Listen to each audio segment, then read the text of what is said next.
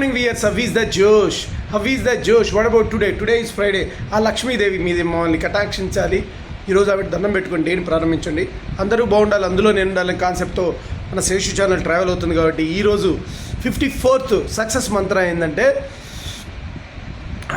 ఐకమత్యత. అంటే ఏంటంటే యూనిటీ.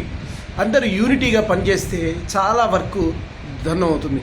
అంటే ఏంటి, నువ్వు ఒకవేళ మహానాయకుడికి కావాలనుకుంటే అందరినీ ఐక్యం చేసుకొని వర్క్ చేయండి. ఒకరు చేసే పని 10 మంది చేస్తే వర్క్ ఈజీగా ఉంటుంది. అట్లా నువ్వు అందరితోనూ కలుపుకొని నిజంగా వాళ్ళతో కూడా కష్ట నష్టాలు పంచుకొని గనక వర్క్ గనక చేయగలిగితే మున్ముందుకి ఇదే సక్సెస్ మంత్ర. అద్భుతం.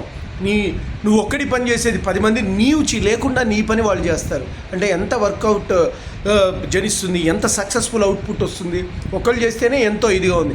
అట్లా నీ వర్క్ను 10 మంది చేస్తారు. అలాంటి శక్తి సామర్థ్యాన్ని కలిగి ఉండాలి. బాయ్.